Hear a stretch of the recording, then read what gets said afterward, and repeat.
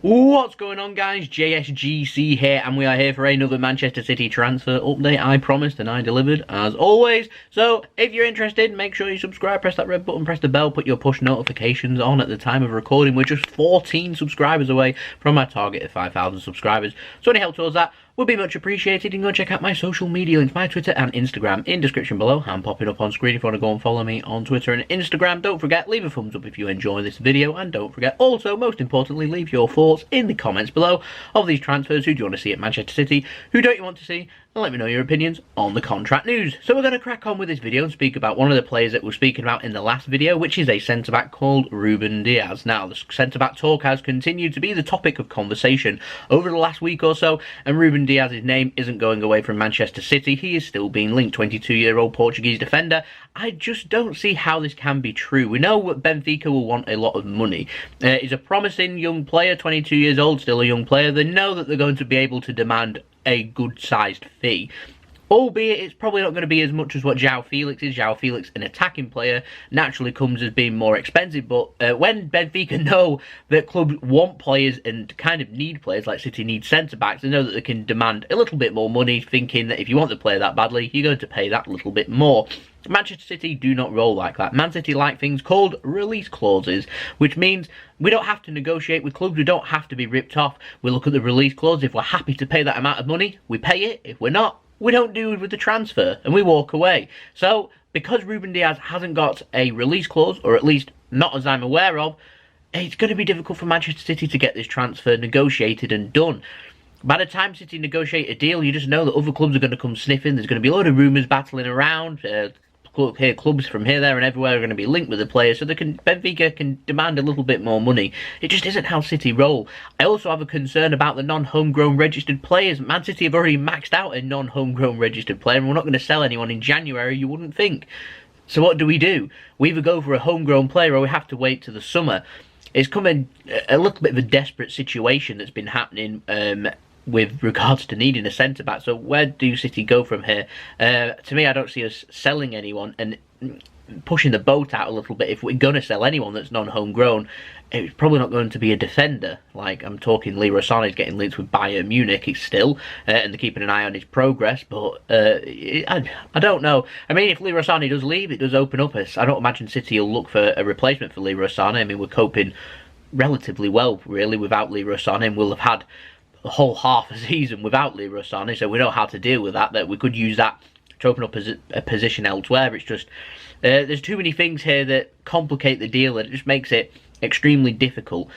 A difficult transfer moves me on to Kalidou Koulibaly, I hope I say his name, from Napoli. He's a top-class centre-back, and to me he's the type of player that Manchester City, if they wanted to spend a lot of money, should be spending a lot of money on him. He's a top-tier defender. He's brilliant in the air. He's a good passer. Think of him like Virgil van Dijk. He's a very, very good centre-back. He's a player that would suit Manchester City down to the ground. And to me, like I said, if City were willing to pay a lot of money for a centre-back so they don't have to think about a centre-back again for a long time, he'd be the man that I'd go to. It does come with it some problems. We've negotiated with Napoli before. We know how they handle and deal with things. They know that if they let other clubs know that Koulibaly is available for transfer, there'll be a bidding war. Just like Ruben Diaz, there is no release clause. It makes things extremely difficult. It means City, if they wanted to get a deal done, would have to be done quickly. And to get a deal done quickly with Napoli means we'd have to pay a big fee.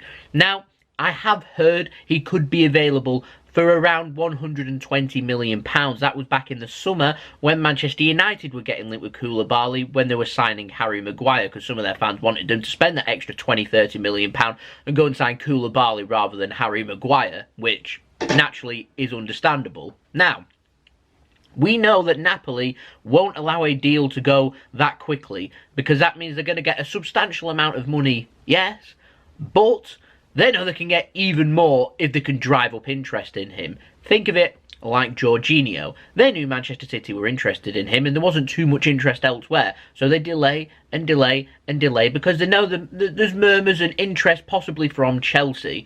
As soon as they know that Chelsea are definitely interested, drive up that price. And if a club's willing to pay that price, they'll sell to them, the highest bidder, or they'll just keep the player because Napoli are quite happy to keep top-class players like Jorginho, like Koulibaly, if they need to. So it's a very difficult transfer. It's one of those that if City were willing to pay top dollar, I'd do it and try and blow teams out of the water. However, that is just something that I'd practically look at doing. That isn't something that Manchester City like to do. They know that if they do it once, they're going to be doing it 2, 3, 4 times every time they're looking for a transfer. And we don't normally go for well-established big transfers. However, the situation with the centre-back is getting to a point where we need someone that's top class. You know what I mean? We need someone that can come in and hit the ground running and really settle into the team quickly and push us up to that next level. Is Koulibaly a player that can do that? Yes. Manchester City, whoever they bring in, are going to have to pay a lot of money. Just murmurs going around and what I'm thinking. I think minimum that City will be spending will be around 60, 70 million pounds minimum for a top class centre back. That's even with a release clause. So where do we go? What do we do? I mean, there's lots of players out there. What do we do? Do we sell players? Do we go for homegrown players? Do we commit? Don't we commit? Do we wait to the summer? I'd love to know your thoughts in the comments below. Now, speaking of homegrown players and things, I've been thinking around, like, we saw how bad Michael Keane was for England. We don't want to be going there, do we really? Harry Maguire, he's a good player, but he's signed for Manchester United now, so that's something that can't happen. What do we do? Where do we go? I mean, I've heard other players previously. Dael Fry, Middlesbrough, he's one player that could be available. I've heard £20 million. I mean, I've heard other players like Tarkowski, however you say his name. What do we do? Where do we go? I mean, these players, like, they're not top-class players. What do we do? Where do we go? To me, just a quick thing, not really transfer-related, but you want to know where to go? Young players. That'd be my advice. They don't want to pay top dollar. They're willing. I'll talk about Taylor Harwood-Bellis soon. Speak about Eric Garcia more. Mature head, potential captain material, very good player, very good passer of the ball, a very typical Pep Guardiola centre-back, smallish, really flexible, very good at passing, good football knowledge, knows what's happening around him, very spatial, got a good spatial awareness around him too. I'd love to see him get more games just to see what he can do. Laporte's got a serious injury. We're not going to be seeing him anytime soon. Otamendi's become a disaster class this season, which is extremely unfortunate for us with the timing. John Stones picked up injury after injury. We get him for a few games and we lose him for a few games. Vincent Kompany's left. We've got a makeshift Fernandinho playing at centre-back, so it means Rodri's going to be playing a lot of games and Fernandinho too, so where do we go? What do we do? Eric Garcia's sitting on the bench and stuff, you know what I mean? Taylor Harwood-Bellis is sitting on the bench. These are good quality young players. Give them 3, 4, 5, 6 games. I don't mean starts, but appearing and featuring more. See what they can do. I mean, if it doesn't work out, it doesn't work out. They start making the mistakes that Otamendi's made. They're going to learn from it because they're younger, whereas Otamendi isn't going to learn from it. He's just going to keep doing it. So, do you know what I mean? That's something I'd potentially look at. Now, another player that City's been getting linked with, quite an interesting story this, is Giovanni Reyna. Plays for Borussia Dortmund, 16 years old, midfielder. He's the son of Claudio Reyna, former Manchester City man, and he's currently the New York City Football Club sporting director. Of course, New York City Football Club are in the City Football Group. And Giovanni Reyna was part of the New York City Football Club development squad. But they allowed him to leave back in November 2018. Apparently, Manchester City were furious with this decision. They were very excited about his potential. They're unhappy that he's left the City Football Group and he's now playing for Borussia Dortmund instead. Apparently, City are keeping an eye on his progress at Dortmund and willing to bring him over. I'm not too sure. If he gets offered a professional deal, City will have to agree a fee, so that's probably out of the window. He's playing for Dortmund. As far as I'm aware, he's not a senior player for Dortmund, which means if we wanted to bring him in, we could sign him on a free contract. We'd have to pay compensation. It'd probably be quite a bit too, but if they're that desperate to have him, they could go and get him. It's just something that City are keeping an eye on.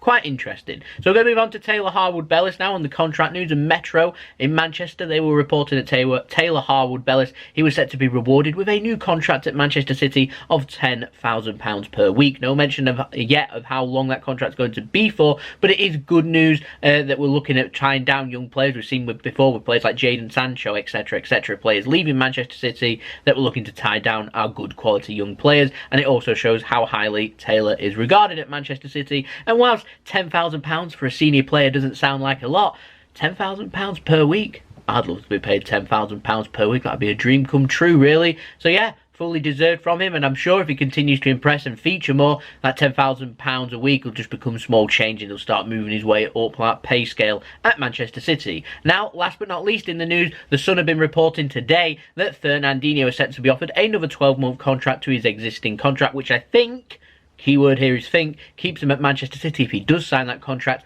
until the end of the season in 2021.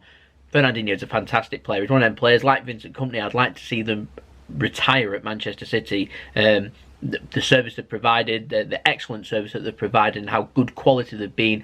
David Silva, Vincent Kompany, Fernandinho, these players like Aguero even. These are like fine wine. As they get older and more mature, they just seem to get better and they adapt so well. Fantastic players. These are players that I'd love to see end their career at Manchester City, because other stories, players like John Terry and that, who should have ended their career at Chelsea, end up leaving, and it's not the same, is it?